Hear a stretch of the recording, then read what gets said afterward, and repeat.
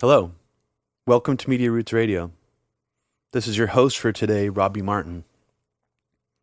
Today I have a special episode planned for you guys, and it's going to be a truly a solo episode. There's no guests on this episode, except for a relatively short interview I'm going to play later with someone named Emmanuel Spherios. Emmanuel is the co-founder of dancesafe.org. I conducted this interview about 3.5 years ago. And it wasn't until I came across Emmanuel's Facebook comment on a friend of mine, John Gold's Facebook wall, that I decided to do a podcast about this. And essentially what I'm doing a podcast about is something I've been working on for a while, just in research form. It is the nexus point between Mdma and the mystery of the Mossad and the Israeli art students. Now, just to start the podcast with some facts, Emmanuel Spherios was the co-founder of dancesafe.org, which is a public health organization that promoted public health and safety. I remember them all the way back to the mid-90s in the San Francisco Bay Area, where they would show up at raves, which are already kind of quasi-legal events anyways, because, a lot of it's not permitted. The location is not revealed until the night of the show with a secret phone number. That's how a lot of raves were still done back during that era. And DanceSafe was often there at these raves with a booth that you could line up at and get your ecstasy, your MDMA pills tested to see if they were adulterated or if they were pure. This was a public safety outreach campaign because a lot of people were going to the hospital from adulterated ecstasy pills, not pure MDMA ecstasy. Now, the reason why Emmanuel ties into this whole story, and the reason why he was partly the inspiration for wanting to go even further down this rabbit hole and do a podcast about it, is because he's a well-known guy. He's not someone that you would classify at all as a conspiracy theorist. He holds, fairly radical, left-leaning politics. I would just recommend go follow him on social media. He's got a lot of interesting stuff to say. Basically, this posting that I saw on John Gold's wall from Emmanuel was just randomly going off about how he remembered in 1999 encountering and meeting in person these two men that presented themselves as what they described as Israeli art students that were trying to sell their art. Now, he learned much later through various media leaks, official documents actually that came out that were leaked, that this so-called Israeli art student group that was trying to sell their art door to door in the United States was actually a front for the Mossad. Now that just probably just sounds weird to most people who've not really heard about this before or who've heard of the Israeli art student phenomenon before. But basically, to really drive this point home and to make it, make you understand why I wanted to do a podcast about this, is not just because it involves an intelligence agency and drug trafficking, which is interesting in and of itself, but because technically speaking, this was, as far as we know, one of the largest foreign intelligence operations conducted in the United States on record. According to, and when I say on record, I mean mostly according to DEA official internal document leaks. They were not meant for public consumption. The DEA memo is probably the best thing that we have available to actually set our eyes on. And it speculates that, well, it doesn't speculate, these are all based on real field reports. It basically concludes that somewhere around 50 Israeli intelligence agents were spying on DEA facilities and DEA personnel's homes, gathering intelligence for some reason or the other, and that some of them actually had involvement with the ecstasy trade and actually crossed over. Some of the people identified crossed over with suspects in DEA ongoing investigations involving MDMA ecstasy. Later on, based off of a Fox News report, apparently Fox News obtained more documents from different government agencies around the same time that this DEA memo came out, alleging that up to 200 Israeli intelligence agents were working on the ground on American soil, spying on different U.S. government facilities, including DEA agents, DEA offices. This was focused mainly on the DEA for some reason. We still haven't seen most of these other documents, but what we do know from what happened after 9/11 was that at first about 100 Israeli suspected spies or citizens were rounded up. Some of the media reports said they were just citizens. Some of the media reports said they were suspected spies. And then it grew to about 200 suspected Israeli spies were rounded up and then deported. Now, one of the most interesting aspects of this was a lot of these so-called spies were allegedly rounded up, after the national security scare of 9/11, and they were sent home. As far as we know, most of them were not interrogated by the FBI. They were simply deported and sent home with no repercussions. In the Fox News report that I'm going to play clips from later in this episode, it's reported that some of these suspected spies were interrogated by federal agents, and some of them actually failed polygraph exams. But that's about all the detail that we get. That in and of itself is a newsworthy and very interesting story. Why was the United States allowing or just looking the other way when the Israeli government, the Mossad, was conducting such a widespread spying operation in the United States for so long? And then once it was discovered, why did they just send most of them home, allegedly, and not investigate what they were doing? Most of the information we have about this, about what they might have actually been doing, has come out through press leaks. And remarkably, one of the most detailed reports that we had tying back to this, the spy ring, came out on Fox News. There are a few firsthand eyewitness accounts of people encountering these Israeli art students. Now, there were other groups posing as different things that were apparently Israeli intelligence. Another odd example was a mall kiosk that had mall kiosks up all over the country that sold these little, I don't know if you've seen these before, but they used to be popular. They're helicopter toys that you pull a plastic thing back to spin the helicopter, and it flies off of the little stand that you hold when you pull the thing back.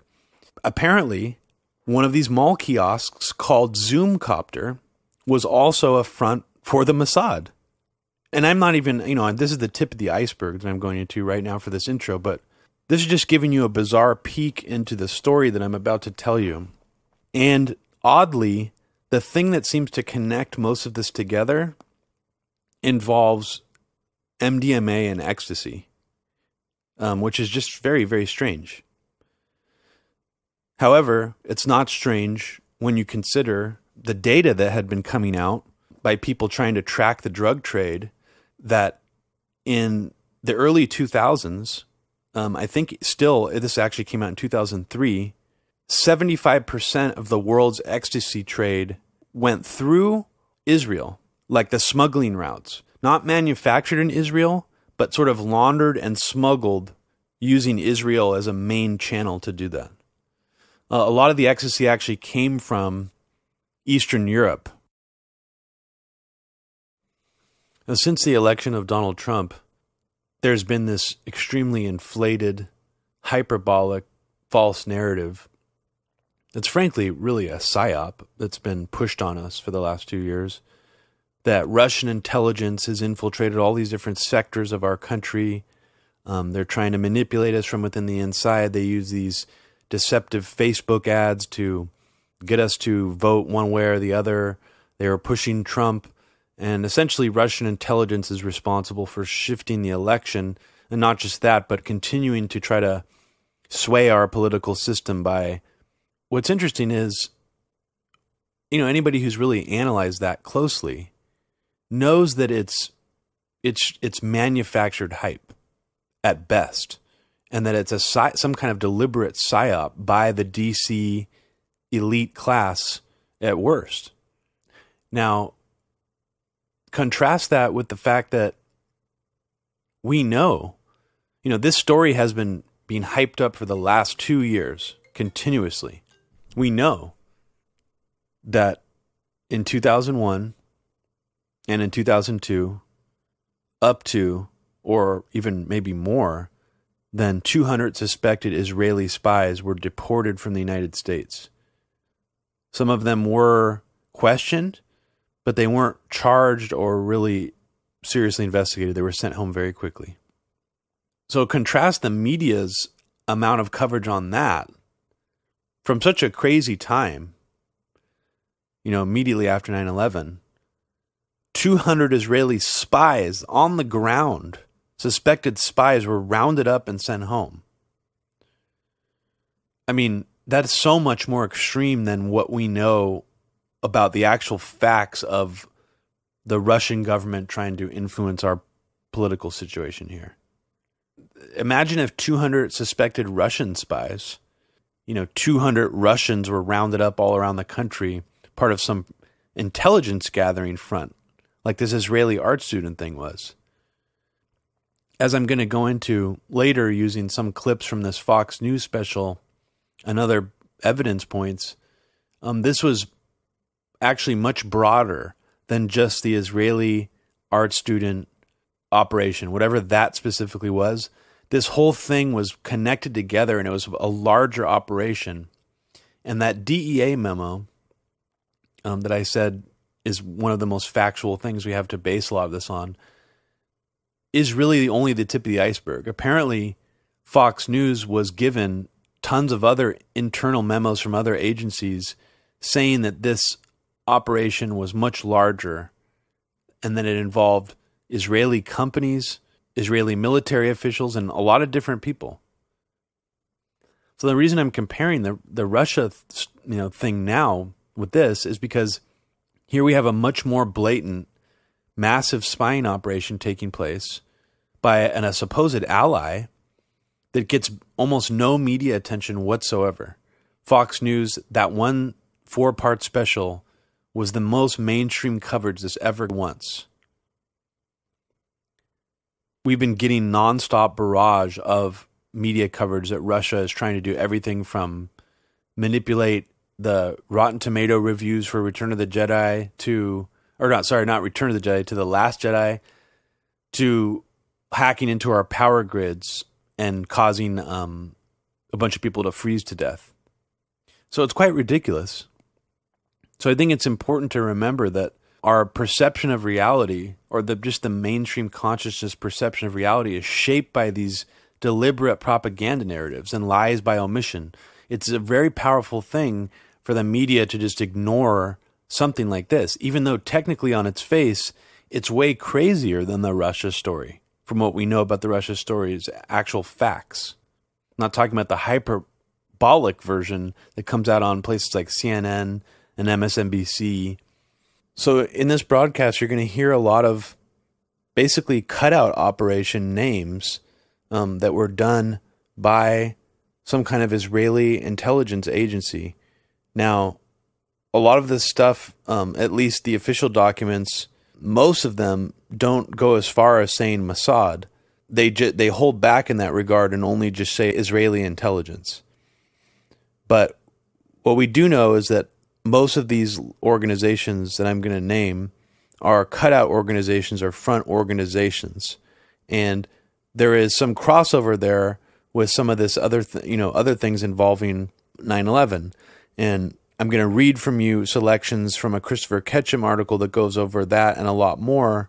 And also the Fox News report that also touches on that a bit as well. But I'm going to just give you guys a much broader portrait here.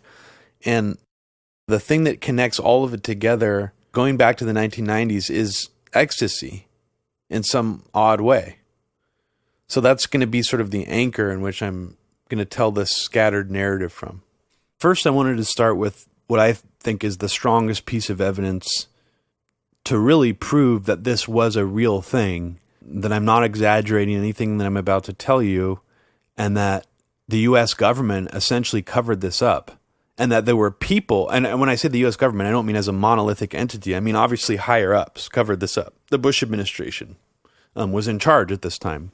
They likely directly reached into the FBI or the DEA and told them to put the kibosh on this, because parts of the U.S. government were very aware that a massive Israeli spying operation was taking place in the United States and was just somehow all over the country. I mean, just saturating the entire country. So this report from the DEA leaked, titled Suspicious Activities Involving Israeli Art Students at DEA Facilities. This leaked in March 2001, just a few months before the 9/11 attacks. And it starts with a background, and this kind of just sums it up right here. I'm going to read to you exactly what it says. In January 2001, the Drug Enforcement Administration Office of Security Programs began to receive reports of Israeli art students attempting to penetrate several DEA field offices in the continental United States. Additionally, there have been reports of Israeli art students visiting the homes of numerous DEA employees. These incidents have occurred since at least the beginning of 2000 and have continued to the present. The number of reported incidents increased in November-December 2000 and has continued to date. So I'm just going to briefly stop for a second and interject that the DEA is saying that these specific incidents were happening since at least the beginning of 2000. I'm going to play for you evidence, eyewitness testimony, essentially, of someone from 1999 describing this same operation and encountering it. They're being conservative by saying at least the beginning of 2000. I would say from what we know, this was happening at least since the beginning of maybe 1996. Okay, so I'm going to start reading the document again. Geographically, these incidents are very widespread, ranging from California to Florida. The majority of these incidents have occurred in the southern half of the continental U.S., with the most activity reported in the state of Florida. Interesting. Since April 2001, the number of reported incidents has declined. However, the geographic spread of the incidents has increased to Wisconsin, Oklahoma, and Los Angeles. The activities of these Israeli art students raised the suspicion of IS and other field offices when attempts were made to circumvent the access control systems at DEA offices, and when these individuals began to solicit their paintings at the homes of DEA employees. The nature of the individual's conduct, combined with intelligence information and historical information regarding past incidents involving Israeli organized crime, leads IS to believe the incidents may well be an organized intelligence-gathering activity. It is believed by IS that these incidents should not be the basis for any immediate concern for the safety and security of DEA personnel. However, employees should continue to exercise due caution in safeguarding information relating to DEA investigations or activities. So this is the crux of the podcast right here, this part of the memo. And I'm going to go into much more detail about this. But going back to the memo, it says DEA Orlando has developed the first drug nexus to this group.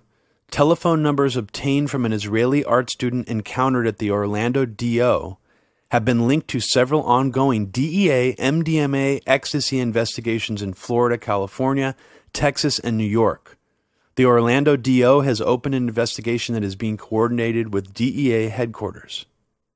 Going back to the memo, in general, these individuals appear to be organized in teams of 8 to 10 people, with one person described as the, quote, team leader. They are usually encountered in pairs or individually carrying a makeshift art portfolio. Several times they have been seen or admitted to being dropped off in an area by the team leader, who returns later to pick them up. The females are usually described as very attractive, and all are generally in their early to mid-20s. Most admit to having served in the Israeli military. This is not surprising given the mandatory military service required in Israel. However, a majority of those questioned has stated that they served in military intelligence, electronic signal intercept, or explosive ordnance units. Some have been linked to high-ranking officials in the Israeli military. One was the son of a 2-star general who served as the bodyguard to the head of the Israeli army. One served in a Patriot missile unit. That these people are now traveling in the U.S. selling art seems not to fit their background. The memo continues. Their stories are remarkable only in their consistency. At first, they will state that they are art students, either from the University of Jerusalem, of the Bezalel Academy of Arts in Jerusalem. Other times they will purport to be promoting a new art studio in the area. Some claim to be the artist who painted the artwork. Others claim they are promoting the work of others or for Israel. Information has been received which indicates the art is actually produced in China. When told that they cannot solicit on federal facilities, they will claim that the paintings are not for sale, but that they are soliciting interest in the paintings, either for an art studio or for a future art sale. So I'm going to truncate some other things from this memo, and you could read it for yourself. I'm going to link it. I'm not making any of this up. The DEA says that there was some criminal activity associated with some of these intelligence agents, and one of them actually had a personal amount of marijuana on him. So that's interesting that someone, while conducting, spying operation, would be smoking weed. Of course, the DEA would put that in their report. And here's something else that jumps out at me from the memo. I haven't read this in like a year. I just took notes on it. So I'm actually reading the memo from the source right now. When encountered at residences, they're talking about when the Israeli art students would actually go to DEA agents' homes. Now, that's a really specific thing to do. They're not just going to the facilities of the DEA offices. They're going to DEA agents' personal homes. And this is what the memo says. When encountered at a residence, some of these individuals are persistent in trying to get inside the home. Some have asked to use the telephone when leaving. Some employees have reported that they came only to their house, while others have reported that the students approached the entire neighborhood. So after that part of the memo, after the background, essentially the rest of this memo, which is about, let me see how many pages, which is about 60 pages long. The first 3 pages of it are just the background. The remaining 57 pages are reports from all the different field offices around the country and different DEA facilities individually reporting in about encounters their agents or personnel had with these so-called Israeli art students. So this is completely legit. 57 pages of different accounts, all individually reported and compiled in this one DEA memo. And so I'm just going to read some of them to you because just some of them are so bizarre and interesting.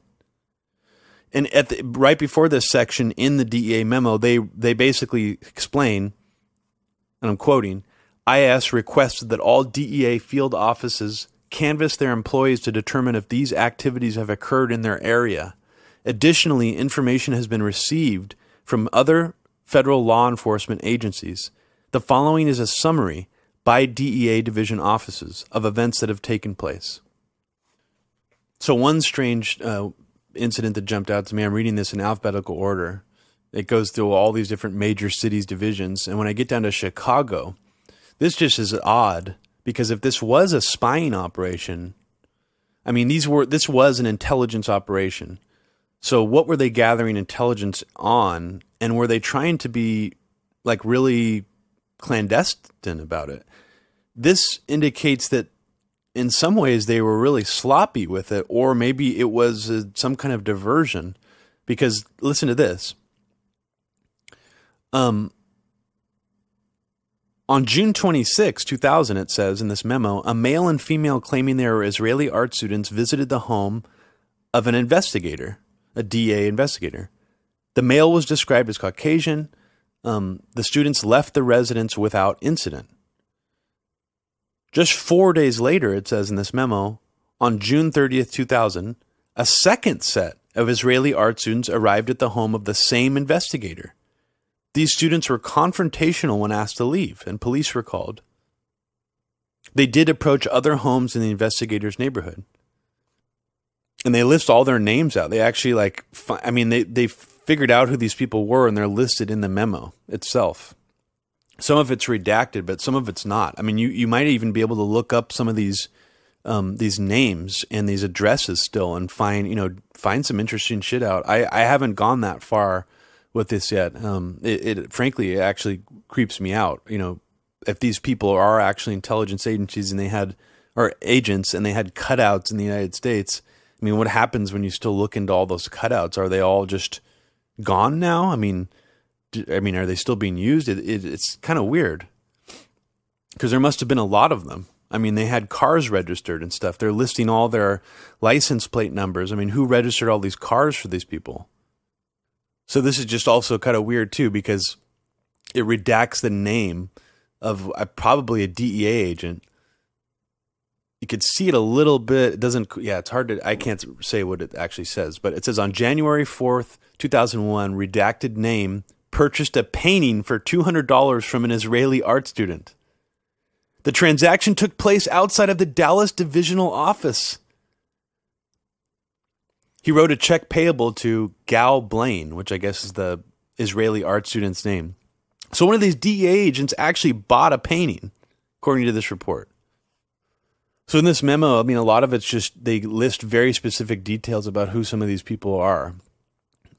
These groups of Israeli art students being reported all around the Dallas area, their license plate numbers, their date of birth. So a lot of this stuff also in this document is talking about how the local police were being called by people, like just regular people. So the DEA got wind of some of these, local investigations or reports. So they were already making all this noise, essentially going door to door. They weren't just doing this coyly. They seemed to be drawing a lot of suspicion towards them. So this DEA memo, I mean, it almost kind of gets into some, creepy conspiracy dot connecting territory. I mean, these are people whose job it is to investigate potential drug rings and things like that. So the reason this also jumps out at me too, in which I'm going to explain later about Amdocs from the Fox News report. One of the Israeli art students who's being held on bond, the DEA is jumping around to sort of make some dot connections here to things that were reported on later having to do with this company, Israeli company Amdocs, and their potential involvement in working with the Mossad and helping with the ecstasy drug trade. Michael Gall, one of these Israeli art students, is being held on a $10,000 bond. It explains in this DEA memo that he was bailed out. The bond was placed by an Israeli man named Ophir Ber, an Israeli male on a non-immigrant class visa, who was petitioned to work in the U.S. by Amdocs in September 1999. And then their next entry in the memo goes on to explain that Amdocs is an Israeli software company based in the U.S., lists their address.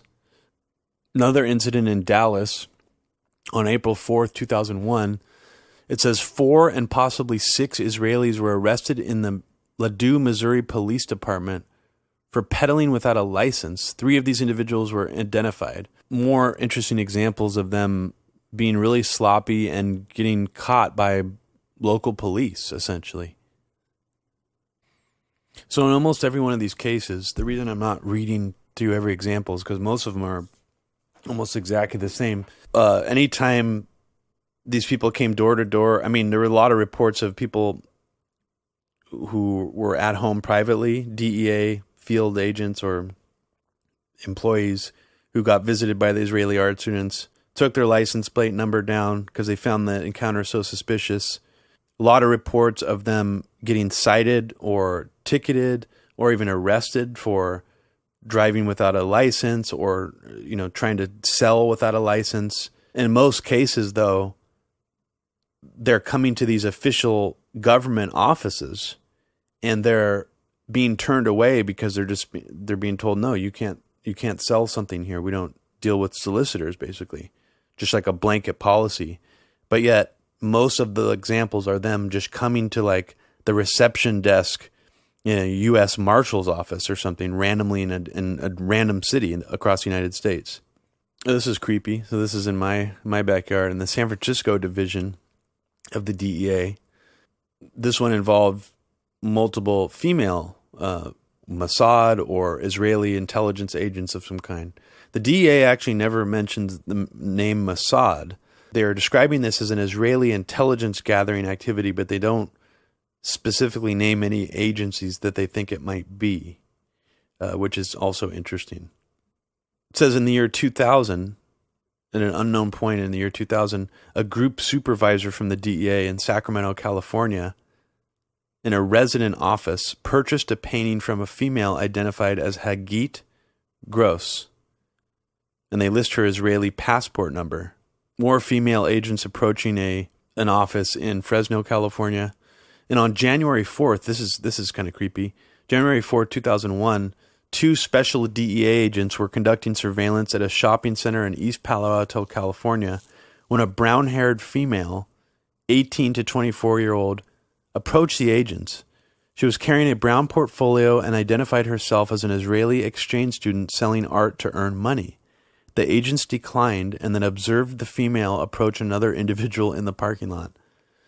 That's very interesting. So she just randomly found two undercover or DEA agents on a stakeout and tried to sell them art in the middle of that. That's wild. So this is another interesting incident just randomly in St. Louis. A report from St. Louis Division says that a DEA employee's wife was basically approached at home by these two students. She found it immediately suspicious. And neither of them are actually involved in law enforcement at the DEA. But yet the Israeli art students visited them at home. The wife remarked on how it was very unusual for anybody to come try to sell anything door to door in their neighborhood. So it was just an immediately suspicious thing. So in almost all these instances too, what's interesting is it seems to be an equal amount of male-female art students. Almost all of them are carrying a real-looking portfolio with actual real paintings in it. But in some of these instances, they mention that the paintings are not originals and that someone also saw them being sold at a mall kiosk.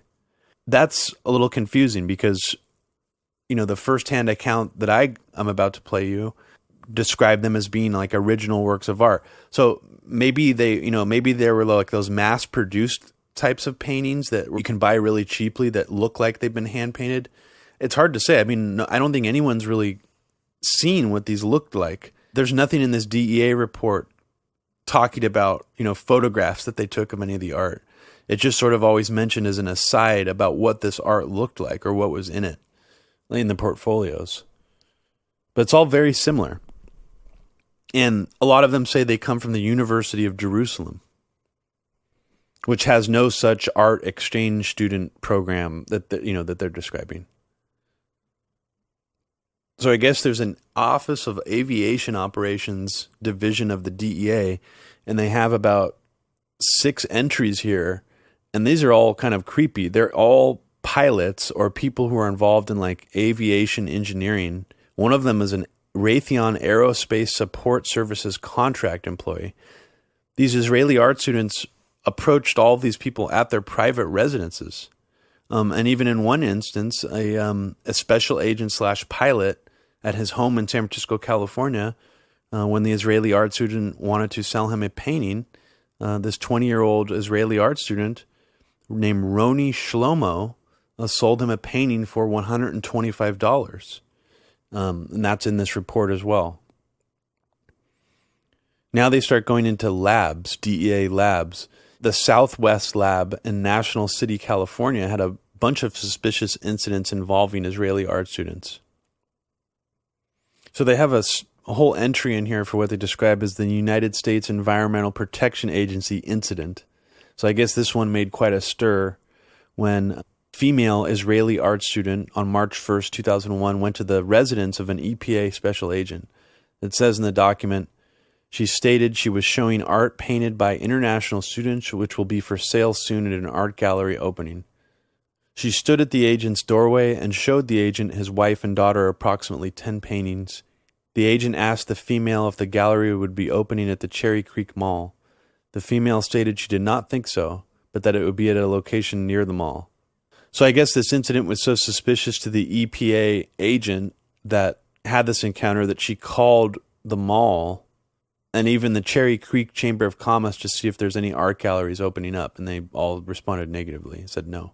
So this memo now just pretty much ends with the names and the addresses of all these potential spies or agents who were posing as Israeli art students.